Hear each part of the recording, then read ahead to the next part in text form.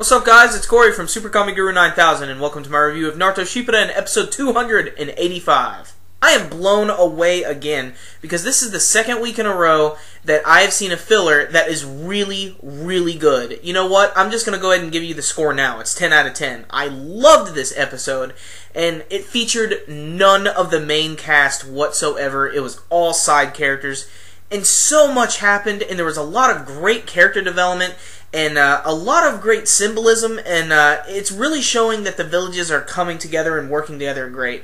But really this story was all about Pakura, who is that one Kekai Genkai user who has that Scorch ability, which she can create these fireballs that she can move around her body and throw all over the place. And if you get hit with one of these, you're pretty much gone. You're immediately like mummified and burned up. Into a whole backstory with her in the Hidden Sand Village, where she was apparently one of the strongest people there. She was a huge hero, and she had this other student under her by the name of Maki. You see at one point that Pakura dies, and then we cut back to the war again, and we can see that Maki is actually fighting against some of the other 7 swordsman members. I think that's Suikozen, the big dude who's like shooting his hair all over the place. But Maki is a part of the sealing team, and she's there to make sure they can capture these Edo Tensei characters. And there's a new character they introduced in this episode who's very short-lived, but he did this really awesome technique. He's a hidden stone ninja. He's really freaking jacked. This dude is huge. His name is Monga. They get ambushed by Gari, who's that explosives ninja. And again, I just want to say all the animation here is really awesome. And he ends up fighting against Monga for a little bit. And Monga does this technique where he creates this wall. He slaps all these huge bombs all over it. And then he creates another bigger wall. He jumps over it. And then he punches the hell out of it. And it creates another big explosion. It's just, you kind of have to see it to believe it. It's just insane looking. Fortunately, right after Monga does this badass technique, he is killed by Pakura. This is when we finally get some real backstory on Pakura. We get to see that the Hidden Sand Village actually screwed her over. They used her as a bargaining chip with the Hidden Mist Village to sort of quell some of their differences, and they took her ass out, which sucks. So she sort of has this resentment of sorts. Oddly enough, though, it's for the Hidden Mist and not so much the Hidden Sand. And that's when they all start fighting, and it seems really, really desperate. And Maki and her group aren't really able to do anything. Pakura literally like burns up the whole forest around them.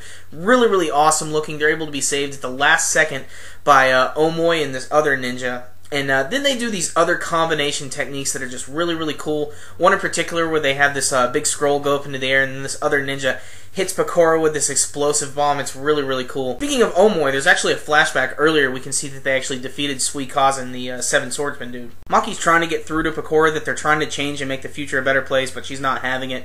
And then Gari, the explosives guy, shows up again, and they start to team up.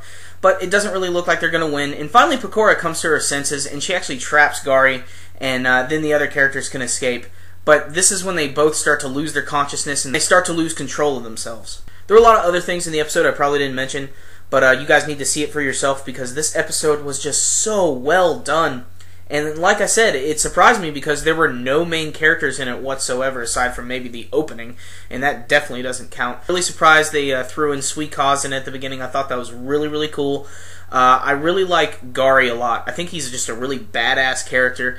I'm glad that they explored him a little bit more, and they're just letting him fuck up so many people. It's really messed up. Pakura is a really interesting character, you know. I love how they showed the flashbacks at the beginning of her training Maki, and her powers are just really cool. Like I said, I like the scene where she blew up the entire forest, and she was able to find them because of that. But there were a ton of other little moments, but all the animation this week was really, really good. All the artwork was great. That new character Monga was awesome. Unfortunately, he was short-lived, but still, awesome episode. Like I said, I'm going to give it a 10 out of 10. As a Naruto fan and an anime fan, as an action fan, I got everything I wanted from this. A lot of really great story, great character artwork, great animation, and a lot of moments that just made me get really excited. So 10 out of 10, awesome episode. Alright guys, this was another awesome filler episode, but how did you guys feel about it? You can let me know with your comments below. And remember guys, as always, if you like this video, make sure and give it a thumbs up. That concludes this review today guys. SuperKamiGuru9000, out.